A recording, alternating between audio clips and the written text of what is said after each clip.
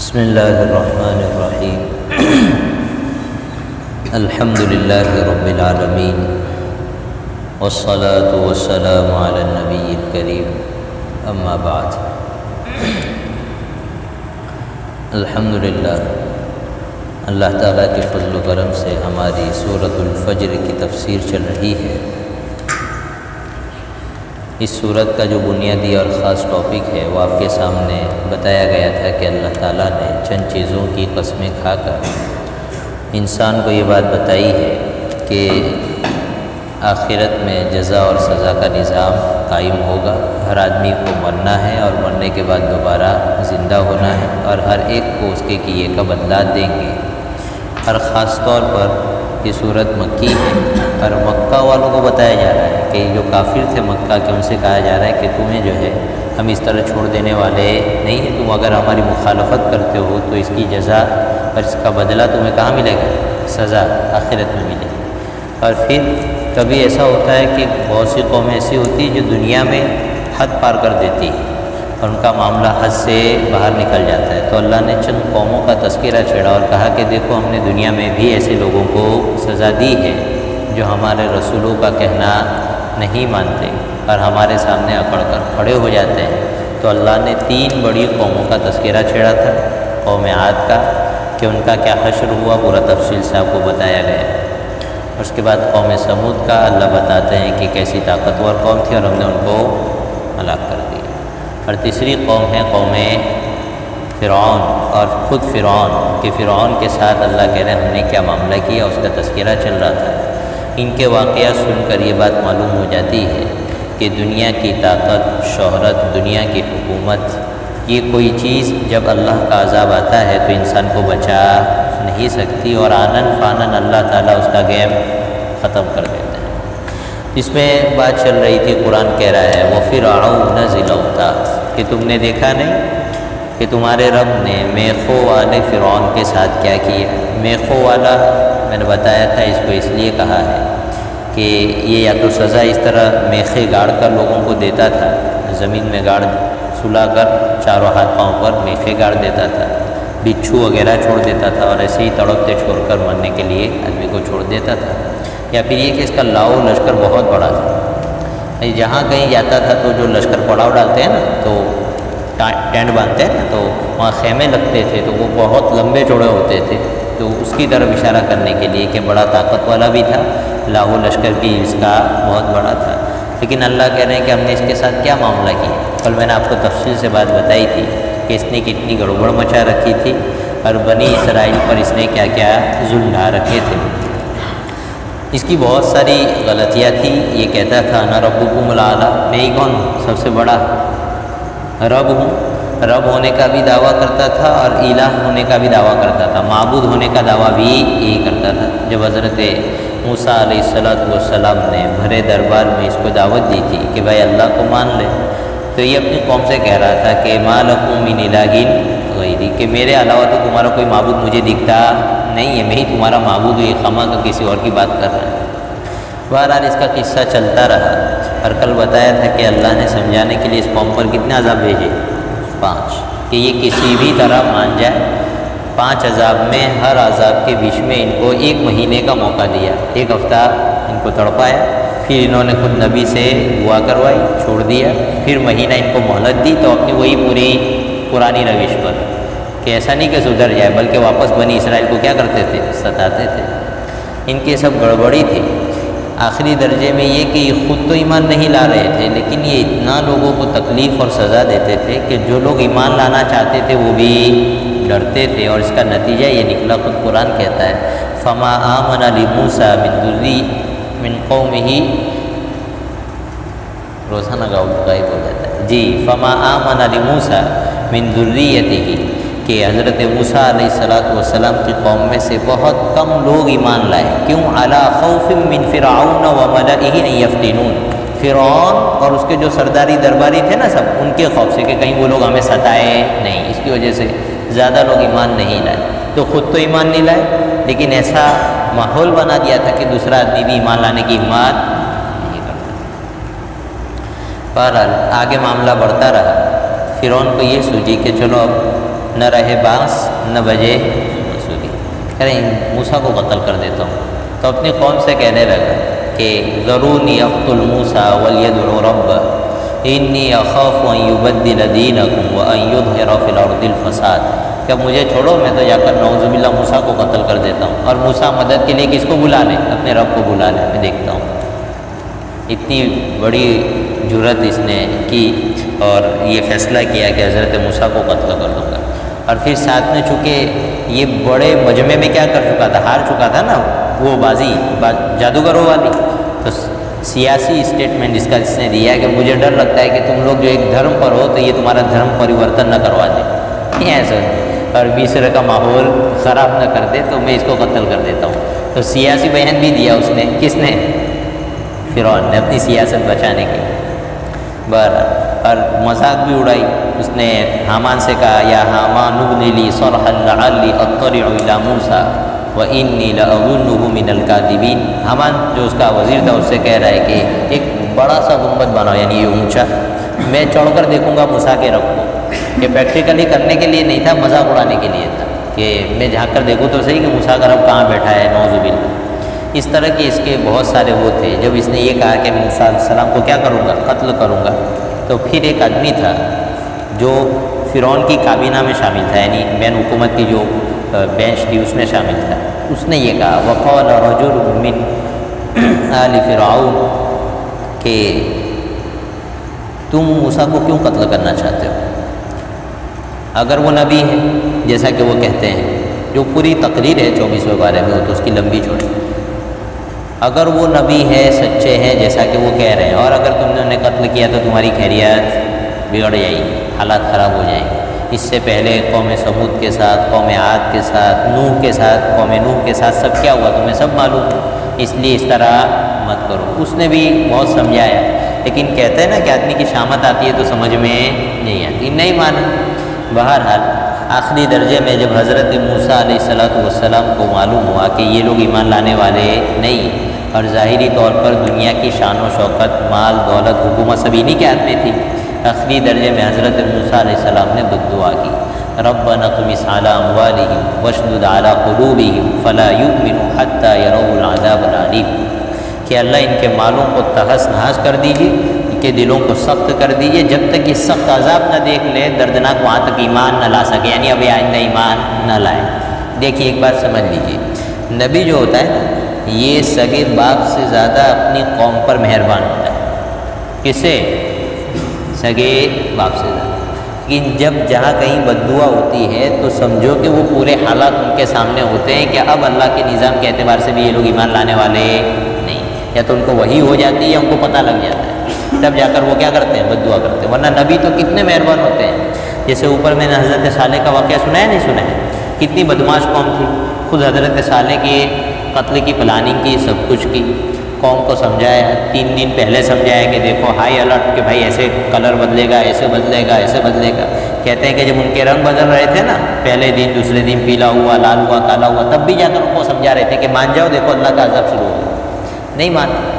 لیکن اتنا زیادہ انبیاء کرام میں اپنی قوم کا تعلق اور ان کے ساتھ مہربانی ہوتی ہے۔ کہتے ہیں کہ جب صالح علیہ السلام کی قوم کو تباہ کر دیا گیا تو پھر یہ اس شہر میں گئے اور وہ جو مردے پڑے ہوئے تھے نا ان کو مخاطب کر کے پھر وہی درد بھرے لہجے سے یہ بات کہی تھی کہ میری قوم میں نے تجھے سمجھایا لیکن تو نے مانا نہیں۔ مرنے کے بعد بھی ان کو کوئی تانا تشنی نہیں، کوئی تانے نہیں دے رہے، کچھ سنا، بلکہ یہی کہہ رہے ہیں کہ میری قوم کاش کہ تم سن لیتے میری بات، میں تو تمہاری خیر خواہی کر رہا تھا، اللہ کا پیغام پہنچا رہا تھا، تم نے مانا نہیں اور اللہ کا عذاب آ گیا۔ تو نبی اپنی قوم کے ساتھ بہت گہرا تعلق رکھتا ہے، اسی وجہ سے طائف کا واقعہ دیکھا کہ نہیں دیکھا، کتنا سخت معاملہ ہے، عذاب کے فرشتے آ گئے لیکن حضور نے کہا کہ میں بد دعا کرنے والا نہیں۔ تو یہ بات ہوتی ہے۔ تو یہاں بھی حضرت موسیٰ علیہ السلام نے بہت سمجھایا، لیکن اس کے اگینسٹ میں ان کا جو تعلق معاملہ تھا کس کا، فرعون کا، وہ بہت سخت تھا۔ وہ ان کے بچوں کو قتل کر رہا ہے، بری طرح سے ستا رہا ہے، اور اس نے ایسے ایسے ظلم کر رکھے تھے کہ ایک انسانیت پسند آدمی نہیں ان حالات کو دیکھتا اپنی آنکھوں سے، اور اس نے اس کو برداشت کیا ہوتا تو اس بات کو برداشت نہیں کر سکتا تھا کہ فرعون جو ہے بخشا جائے، بلکہ اس کو کیا، اس کی سزا ملنی چاہیے تھی۔ آخری درجے میں حضرت موسیٰ علیہ السلام نے بد دعا کر دی۔ کہ ان کو تباہ کیا جائے، تو اللہ تعالیٰ نے بعد میں حکم دیا حضرت موسیٰ علیہ السلام کو کہ فَأَسْرِ بِعِبَادِي لَيْلًا إِنَّكُمْ مُتَّبَعُونَ، کہ یہ جو بنی اسرائیل ہے جن کو غلام بنا رکھا ہے، ان کو رات کو لے کر نکل جاؤ مصر سے باہر۔ اور ساتھ میں یہ بھی کہا کہ تمہارا پیچھا بھی کیا جائے گا، یعنی یہ فرعون تمہیں چھوڑنے والے نہیں، یہ پیچھے آئیں گے، لیکن تمہیں کوئی ٹینشن لینے کی ضرورت نہیں، نکل جاتا، نکل گئے۔ اب فرعونیوں کو پتہ لگا تو پورے لاکھوں لشکر کے ساتھ ان کے پیچھے نکلا، ظلم کرنے کے لیے، برباد کرنے کے لیے، کہ ان قوم چھوڑنے والے نہیں۔ یہ تو آگے حضرت موسیٰ کی قوم جا رہی ہے، پیچھے فرعون جا رہا ہے۔ جب وہ دریا والا معاملہ آیا جہاں پر پہنچے اور سامنے دریا آیا تو قوم نے دیکھا کہ آگے دریا ہے، صبح کا بالکل وقت ہو گیا تھا۔ فَأَتْبَعُوهُمْ مُشْرِقِينَ، صبح کے وقت جو ہے یہ فرعون کا لشکر ان کے پیچھے بھاگا ہے۔ فَلَمَّا تَرَاءَ الْجَمْعَانِ قَالَ أَصْحَابُ مُوسَىٰ إِنَّا لَمُدْرَكُونَ، جب دیکھا کہ دونوں جماعتیں آمنے سامنے اب جمع ہونے والی ہیں تو حضرت موسیٰ کی قوم نے کہا کہ ہم تو اب پکڑے گئے، آگے دریا ہے اور پیچھے فرعون۔ تو حضرت موسیٰ نے کہا قَالَ كَلَّا، ایمان کا امتحان ایسی جگہوں پر ہوتا ہے۔ کہاں؟ ایسی جگہ۔ حضرت موسیٰ نے کہا قَالَ كَلَّا، ہرگز نہیں، ہم نہیں پکڑے جائیں گے۔ إِنَّ مَعِيَ رَبِّي سَيَهْدِينِ، میرا رب میرے ساتھ ہے، راستہ دکھائے گا۔ اللہ تعالیٰ نے حضرت موسیٰ علیہ السلام کو وحی بھیجی کہ آپ کا جو عصا ہے اس کو کیا کیجیے، پتھر پر ماریے، مارا تو وہ جو ہے دریا دونوں طرف سے پھٹ گیا اور پانی تہ بتہ بن کر کالطود العظیم، دو پہاڑوں کی طرح یوں پھیل گیا اور بیچ میں راستہ بن گیا۔ حضرت موسیٰ علیہ السلام کو اللہ نے حکم دیا قوم کو لے کر نکلو، اور جب اس طرف پار ہو جاؤ تو اس طرف سے فرعون بھی کیا ہوگا، اس میں داخل ہوگا، تو تم ٹینشن مت لینا کہ یہ واپس مل جائے اور راستہ بند ہو جائے، یہ سب فکر کرنے کی ضرورت نہیں ہے۔ وَاتْرُكِ الْبَحْرَ رَهْوًا إِنَّهُمْ جُندٌ مُغْرَقُونَ، سمندر کو اسی حال پر چھوڑ کر تم اپنا کام کرنا، آگے نکل جانا، ان کو ہم دیکھیں گے، ان کی فکر مت کرنا۔ تو کہتے ہیں کہ فرعون نے دیکھا کہ چلو یہ لشکر وہ جماعت نکل گئی تو ہم بھی نکل جائیں گے، تو یہ بھی اندر گھس گئے جو راستہ بنا تھا وہاں۔ تو اللہ نے تو فیصلہ کر لیا تھا کہ ان کو ڈبونا ہے، ڈبو دیا۔ جب یہ جیسے بیچ میں گھسے تو قرآن کہتا ہے فَغَشِيَهُم مِّنَ الْيَمِّ مَا غَشِيَهُم، جی وہ کریں، یہ جو الفاظ ہے نا قرآن کے فَغَشِيَهُم مِّنَ الْيَمِّ مَا غَشِيَهُم، اس سے پتہ لگتا ہے کہ جیسے کامن لوگ ڈوب جاتے ہیں نا کہ کشتی میں کچھ ہو گیا اور ڈوب گئی، اس طرح ڈوبنا نہیں تھا، یہ عذاب والا ڈوبنا تھا۔ کیسا؟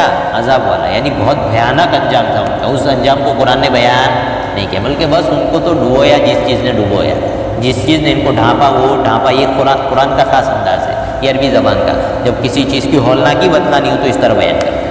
تو کہتے ہیں کہ جب وہ داخل ہوئے، اللہ کہتے ہیں فَانْتَقَمْنَا مِنْهُمْ، تو ہم نے ان سے کیا لیا؟ بدلہ لیا۔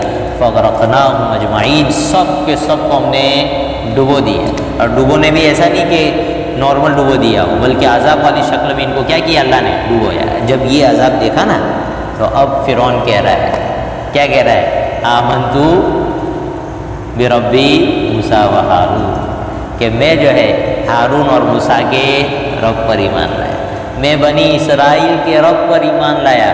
پرٹیکولر خاص کر کے کہہ رہا ہے کہ جن کو یہ لوگ مانتے تھے نا انہی کو، حالانکہ یہ کہہ دیتا کہ میں اللہ پر ایمان لایا تو بھی چلتا، لیکن یہ آخری درجے کی بچاؤ کی کوشش تھی اس کی کہ اب میں کیا کروں، کسی بھی طرح بچ جاؤں۔ تو بنی اسرائیل کا جو رب ہے میں بس انہی پر ایمان لا رہا ہوں، حضرت موسیٰ اور حضرت ہارون کا جو رب ہے میں اسی پر ایمان لا رہا ہوں۔ اتنا ٹھیکا کر وہ ایمان لایا، لیکن اس کا ایمان قبول نہیں ہوا۔ اصل اصول اور ضابطہ یہ ہے کہ ایمان آدمی کا اس دنیا کی زندگی میں قبول کیا جاتا ہے جب تک کہ غیب کا پردہ اس کے اوپر سے ہٹا نہ دیا ہے۔ غیب کا پردہ ہٹ گیا تو پھر اس کا ایمان نہیں۔ جیسے غرغرے کی حالت، اس سے پہلے ایمان قبول، لیکن روح قبض ہونا شروع ہو گئی تب تو فرشتے نظر آ رہے ہیں نا، آپ کو ایمان قبول ہونے کی سمبھاونا نہیں ہے، اب سب ختم ہو گیا۔ اب کتنے بھی مرتبہ، لاکھوں مرتبہ کلمہ پڑھے قبول نہیں۔ کیوں بھائی؟ ایمان کا مطلب ہے غیب پر ایمان لاؤ۔ کس پر؟ غیب پر۔ تو نہیں لائے، ختم۔ تو فرعون نے بھی دیکھ لیا عذاب کو، اب کیا کہہ رہا ہے؟ میں ایمان لایا۔ تو اس کو کہا گیا آنا، اب ایمان لا رہے ہو؟ وَقَدْ عَصَيْتَ مِن قَبْلُ وَكُنْتَ مِنَ الْمُفْسِدِينَ، اس سے پہلے تو تم نے بہت نافرمانی کی اور مستقل فساد مچانے والوں میں تم شامل تھے، زمین میں بہت فساد مچایا، اور اب ایمان لاتے ہو؟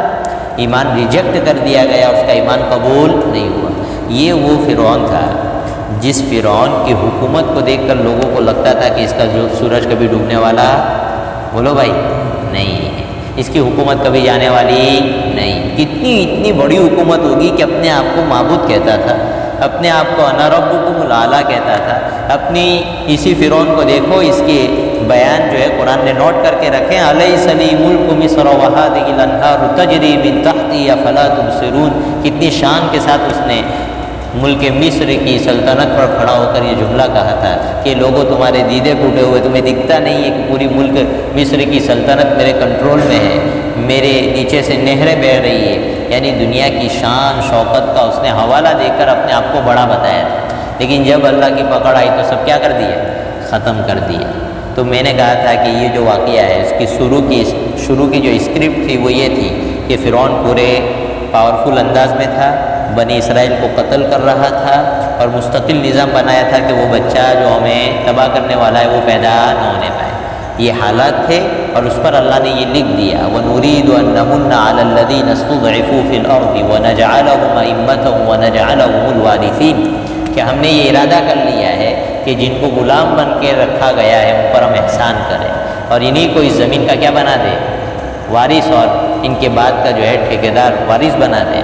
اور پھر ہم یہ فرعون اور حامان اور اس کے لشکر کو بھی بتا دیں کہ جس چیز سے تم ڈر رہے ہو کہ ہمارا زوال نہ آئے، وہ بچہ پیدا نہ ہونے پائے اور وہ آگے بڑھ کر ہماری بربادی کا سبب نہ بننے پائے، اللہ کہہ رہے ہیں ہم تمہیں دکھا دیں گے کہ وہ ہو گئے۔ اور ہوا کہ نہیں ہوا؟ اور جب یہ واقعہ مکمل ہوا تو قرآن نے پھر اپنا وہی بات واپس دہرائی وَأَوْرَثْنَا الْقَوْمَ الَّذِينَ يُسْتَضْعَفُونَ فِي الْأَرْضِ مَشَارِقَ الْأَرْضِ وَمَغَارِبَهَا الَّتِي بَارَكْنَا فِيهَا کہ ہم نے اس زمین کا جہاں برکتیں رکھی گئی ہے وہاں کے مشرق اور مغرب کا مالک اس قوم کو بنا دیا جس کو کمزور سمجھا جا رہا تھا اور ظلم کیا جا رہا تھا، ان لوگوں کو بنا دیا۔ لیکن ایک دوسری جگہ قرآن یہ کہتا ہے کہ ہم نے ان کو وارث اس لیے بنایا بیما صبر، اس لیے کہ انہوں نے کیا کیا؟ صبر کیا، دین پر ٹکے رہے۔ کہاں پر؟ بڑی سی بڑی حکومت آ گئی ان کے ٹکر میں ان کے ایمان کا سودا کروانے کے لیے، لیکن انہوں نے نہیں کیا، اپنے وقت کے نبی کے ساتھ ٹکے رہے۔ اللہ کہہ رہے ہیں ان کے صبر کی بنیاد پر ہم نے ان کو کیا دے دی؟ دنیا دے دی، دنیا کی حکومت دے دی، شان شوکت دے دی۔ تو یہ چیز ہے۔ اور جہاں فرعون تو کہہ رہے ہیں وَدَمَّرْنَا مَا كَانَ يَصْنَعُ فِرْعَوْنُ وَقَوْمُهُ وَمَا كَانُوا يَعْرِشُونَ فرعون کی جتنی کھیتی باڑی، محلات، اس کی بناوٹیں، جو کچھ تھا سب کچھ ہم نے کیا کر دیا؟ تباہ کر دیا۔ تو یہ اللہ نقشہ دکھا کر قرآن میں کہتا ہے کہ تم نے دیکھا نہیں کہ ہم نے اتنے پاورفل فرعون کے ساتھ کیا کیا ہے۔ یہ تمام واقعات ہے، ان تمام واقعات کو اللہ شارٹ بھی دوسری صورتوں میں ذکر کر کے یہ کہتے ہیں کہ ان تب میں ہم نے ان لوگوں کے لیے بڑی نشانیاں رکھی ہیں جو دردناک عذاب سے ڈرتے ہیں۔ تو بھائی یہ ہماری عبرت کا سامان ہے۔ اب یہ تو پورے واقعات یہاں ذکر نہیں کیے تھے، اللہ نے صرف ریفرنس دیا تھا، تو میں نے پورے واقعات تھوڑے آپ کو تفصیل سے بتا دی۔ اس میں فرعون کا واقعہ تو بہت لمبا چوڑا ہے، میں تو بہت پتلی گلی سے کل آپ کو لے کر نکلا تھا، اور جو اصل عذاب والی بات تھی وہاں تک میں نے لا کر آپ کو چھوڑ دیا تھا۔ قرآن کریم یہ کہتا ہے أَلَمْ تَرَ كَيْفَ فَعَلَ رَبُّكَ بِعَادٍ إِرَمَ ذَاتِ الْعِمَادِ الَّتِي لَمْ يُخْلَقْ مِثْلُهَا فِي الْبِلَادِ وَثَمُودَ الَّذِينَ جَابُوا الصَّخْرَ بِالْوَادِ وَفِرْعَوْنَ ذِي الْأَوْتَادِ کہ کیا تو نے دیکھا نہیں کہ تیرے رب نے قوم عاد کے ساتھ کیا کیا، یعنی اونچے ستون والی قوم ارم کے ساتھ جن کے مانند دنیا کے ملکوں میں کوئی اور مخلوق پیدا نہیں کی گئی، اور قوم سمود کے ساتھ کیا کیا جنہوں نے وادی میں پتھر چٹانوں کو تراشا، وفرعون ذی الاوتاد اور میخوں والے فرعون کے ساتھ کیا کیا۔ تو یہاں تو ان کے بھیانک انجام کو یاد دلا کر آدمی کو بات یاد دلائی کہ بھائی ان کے ساتھ ایسا ہوا تھا۔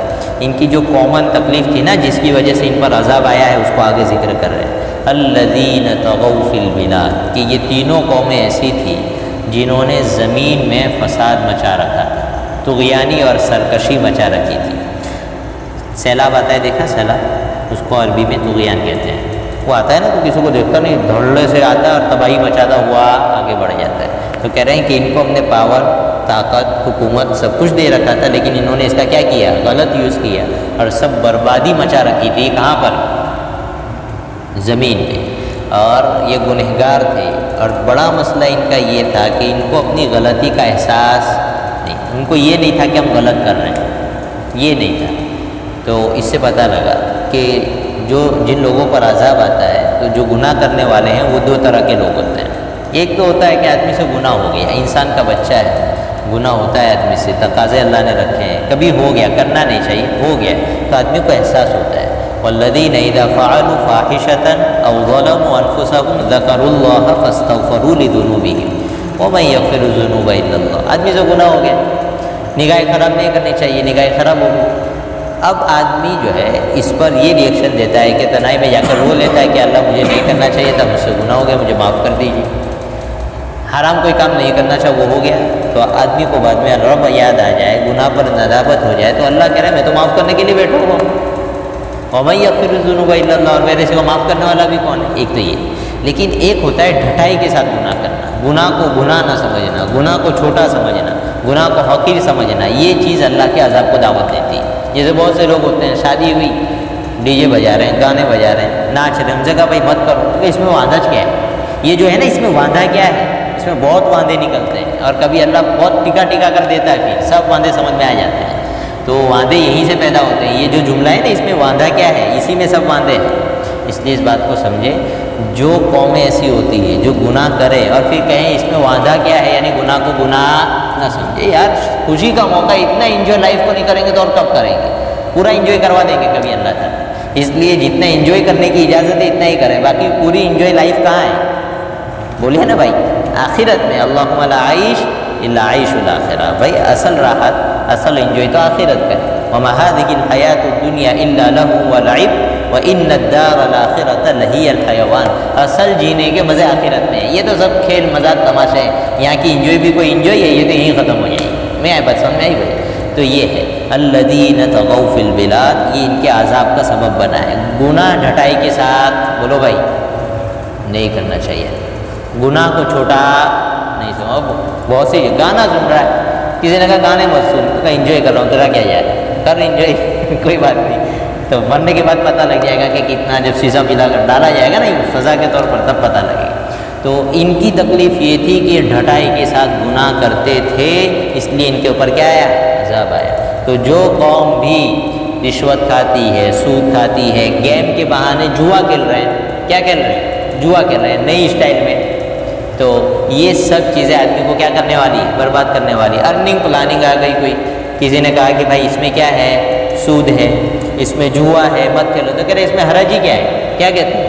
حرج ہی کیا ہے؟ تو بس کوئی بات نہیں، اب تمہاری سمجھ میں آنے والی نہیں.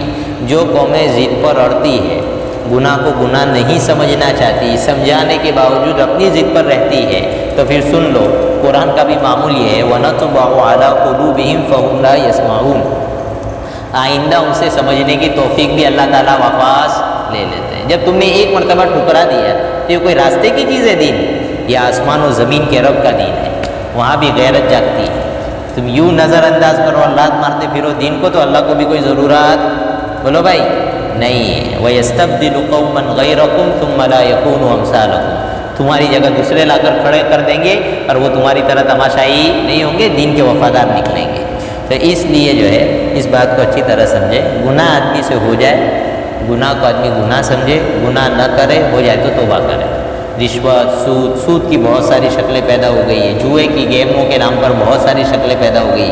خدا کے لیے اس کو گناہ سمجھیے، اس کو حلال سمجھ کر، یا تو کرنا تو ہے ہی نہیں، لیکن جو کیا ہے اس کو توبہ کی توفیق اسی وقت ہوگی جب کہ آپ اس کو گناہ سمجھیں گے. اگر گناہ نہیں سمجھتے تو توبہ کی توفیق ہونے والی نہیں ہے اور عذاب پکا ہے. اس لیے اس سے ڈرنا چاہیے، ڈھٹائی کے ساتھ گناہ نہیں کرنا چاہیے. ان کا یہ معاملہ ہے. دوسرا مسئلہ کیا ہے کہ جو ڈھٹائی کے ساتھ گناہ ہوتے ہیں تو وہ گناہ کبھی رکتے نہیں، پھر اس کی ہزاروں شکلیں پیدا ہوگی اور ایک آدمی سے لے کر 1000 آدمی تک وہ پھیلتا چلا جائے گا اور پوری کی پوری قوم تباہ ہو جائے گی.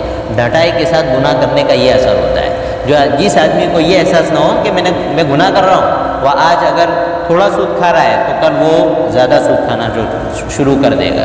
اگر وہ زنا کر رہا ہے، اس کا احساس ہی نہیں ہے کہ کوئی گناہ ہے، تو آج ایک کر رہا ہے، پھر کل جو ہے دسیوں کے ساتھ زنا کرے گا، منہ کالا. کیوں بھائی؟ وہ گناہ کو گناہ نہیں سمجھ رہا ہے. تو ڈھٹائی کے ساتھ گناہ کرنے کا اثر یہ ہوتا ہے کہ وہ پورے معاشرے کو اپنی لپیٹ میں لیتا ہے. اسی سے بات بھی پتہ لگی کہ کوئی اگر کھلم کھلا گناہ کرتا ہے تو کیا کرو؟ اچھے انداز میں اس کو روک دو، بھائی اس طرح مت کر. یہ مت کہو کہ اپنے کو کیا پڑی جائے، اچھا کل تیرا بیٹا اس کے ساتھ دوست بن گیا پھر کیا ہوگا، وہ بھی جائے. جی پھر اس کا بیٹا بھی جائے تو ایسے تو نسلیں تباہ ہو جائے گی. اس لیے شریعت اس کی حوصلہ افزائی نہیں کرتی کہ سماج میں کھلم کھلا گناہ ہو. بھائی ہر آدمی کو اچھے انداز میں روکنا چاہیے. اسی لیے یہاں تک وعید بیان کی گئی کہ اگر گناہوں سے روکو گے نہیں اور اچھی چیزوں کا حکم نہیں دو گے تو تمہاری دعا قبول کرنا کیا کر دیں گے؟ بند کر دیں گے. نہیں بات سمجھ میں؟ امر بالمعروف نہیں یعنی منکر ہونا چاہیے. بہرحال تو آیت میں یہ بات ہے الذین طغوا فی البلاد. ان لوگوں نے کیا کیا تھا؟ بولو بھائی. بہت زیادہ زمین میں سرکشی مچا رکھی تھی. فَأَكْثَرُوا فِيهَا الْفَسَادَ. اور اس سرکشی کے ساتھ ساتھ زمین میں بہت زیادہ فساد مچا کر رکھا تھا, بہت تباہی مچا کر رکھی تھی. اللہ کہہ رہے ہیں فَصَبَّ عَلَيْهِمْ رَبُّكَ صَوْتَ عَذَابٍ. ان کرتوتوں کے نتیجے میں اللہ کہہ رہے ہیں ہم نے ان کے اوپر عذاب کا کوڑا برسایا. دیکھیے لفظ عجیب و غریب استعمال کیا ہے.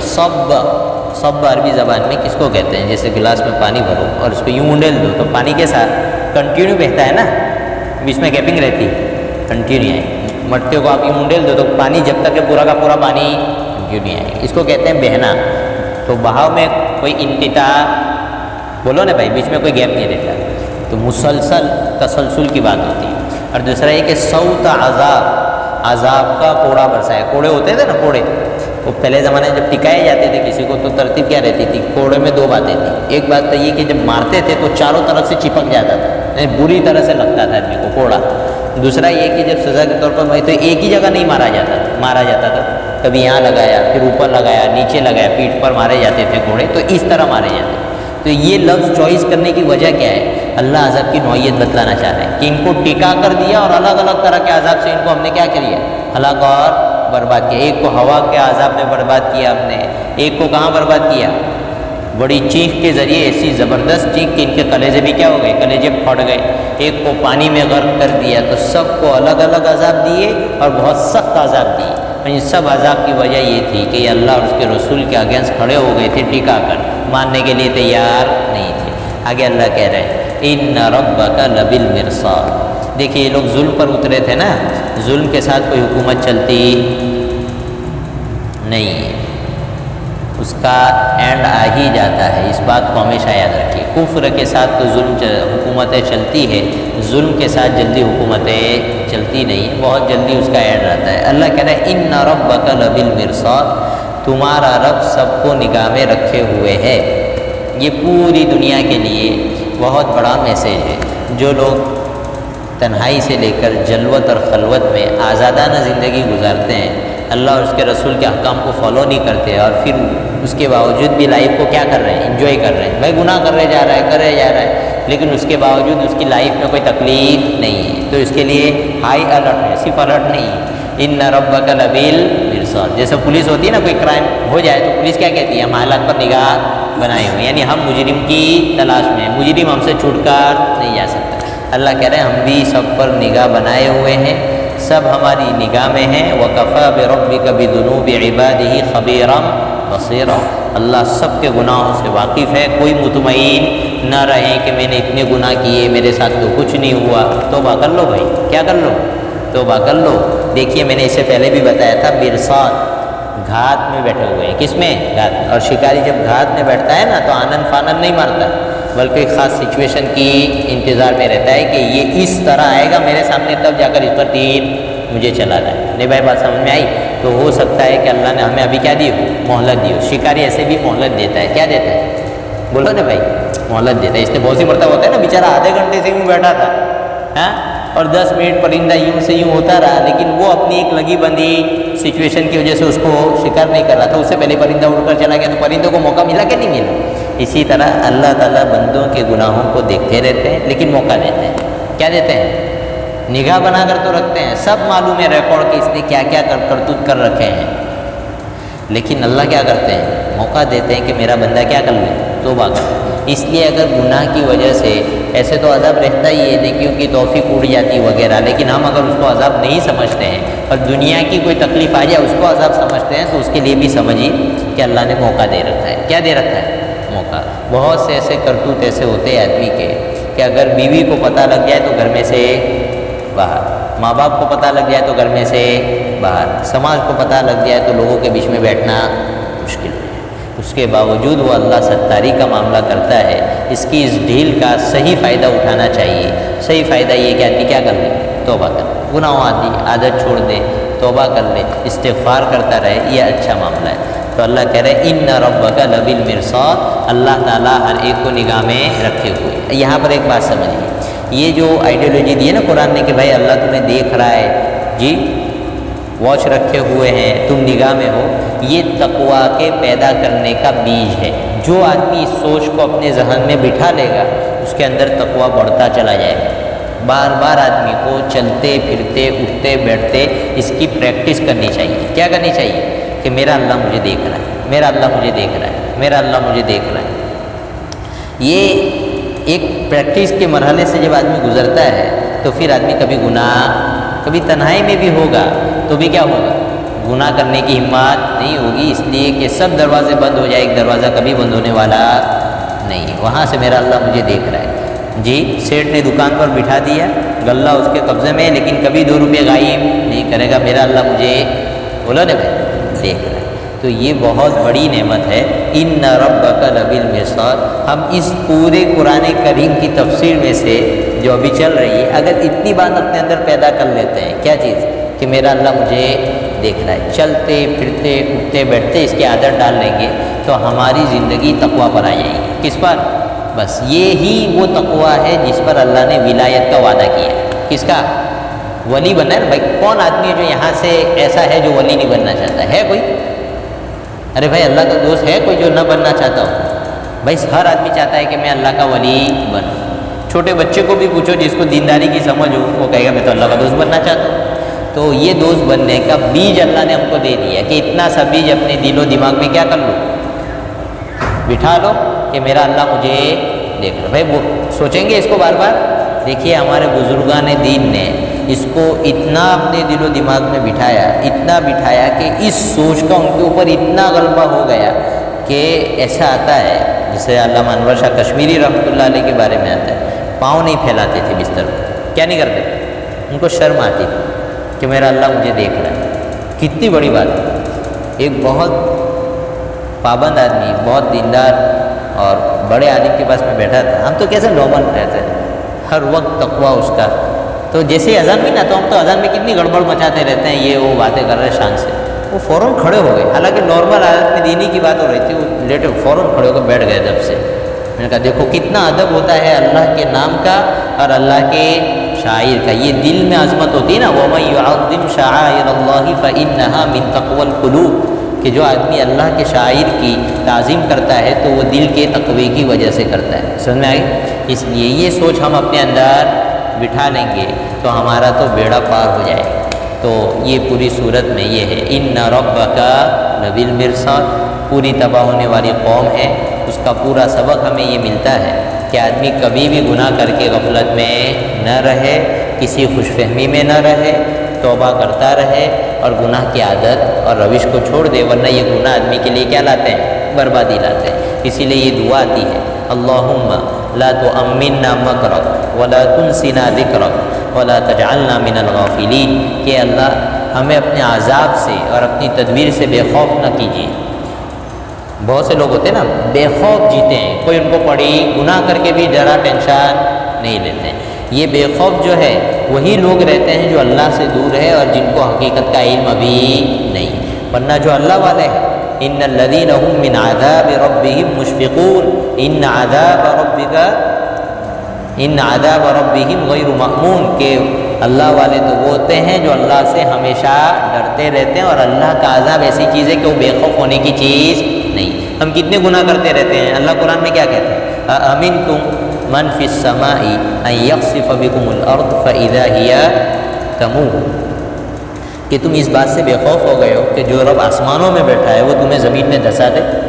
جی ام امنتم من فی السماء ان یرسل علیکم حاصبا، کیا تم اس بات سے بے خوف ہو، گناہ کر رہے اور نو ٹینشن زندگی گزر رہی ہے کہ جو رب آسمانوں میں ہو تم پر کیا کر دے؟ پتھر برسا دے، اور جب آ جائے گا تو تمہیں پتہ لگے گا کہ اللہ کا عذاب کتنا سخت ہے۔ اس لیے بے خوف نہیں رہنا چاہیے۔ موسم بدلتا ہے، بادل چڑھتے ہیں، ہوائیں چلتی ہے تو ہم لوگ تو ٹھٹے کرتے ہیں، ہنستے اور مذاق کرتے ہیں۔ حضور کا حال دیکھیے، حضرت انس بیان کرتے ہیں ایک مرتبہ ان کے زمانے میں اس طرح موسم چڑھا تو کسی تابعی نے پوچھا کہ حضرت حضور کے زمانے میں کیا ہوتا تھا؟ تو انہوں نے کہا کہ حضور کے زمانے میں ہلکی ہوا چلتی تھی اور بادل آ جاتے تھے تو حضور کا چہرے کا رنگ بدل جاتا تھا، ٹینشن میں آ جاتے تھے کہ کہیں اللہ کا عذاب نہ آ جائے، کیونکہ پہلی قوموں کے تذکرے سنائے نا بھائی، قوم عاد کو جو ہلاک کیا انہوں نے کیا کہا تھا؟ ھذا عارض ممطرنا، یہی کہا تھا نا کہ یہ بادل آیا یہ تو برسے گا، ہم کھیتی کریں گے، ان کی پوری کھیتی کاٹ دی اللہ تعالیٰ۔ تو نارمل حالات ہی میں کیا ہو جاتا ہے، عذاب کی شکلیں پیدا ہو جاتی ہے اور آدمی یہ سوچتا ہے ہم تو انجوائے کریں گے، اس لیے بجلی کڑکے، بادل چڑھے، جی ہوائیں چلیں تو آدمی کو فوراً کیا کرنا چاہیے؟ استغفار کرنا چاہیے، اللہ کی طرف رجوع کرنا چاہیے کہ کہیں اللہ کا عذاب نہ آ جائے۔ تو یہ سب سیکھنے کی چیزیں ہیں۔ بہرحال یہ برباد شدہ قومیں تھیں، ان کے حالات سے دو چیزیں ہم سیکھیں، اللہ کے عذاب سے کبھی بے خوف نہ ہو اور گناہوں والے راستے پر چل کر اپنے مال دولت شہرت کی وجہ سے بے خوف نہ ہو جائے۔ اللہ کسی کو چھوڑنے والے نہیں ہیں۔ اللہ تعالی ہماری حفاظت فرمائے اور نیکی والے راستے پر چلنا آسان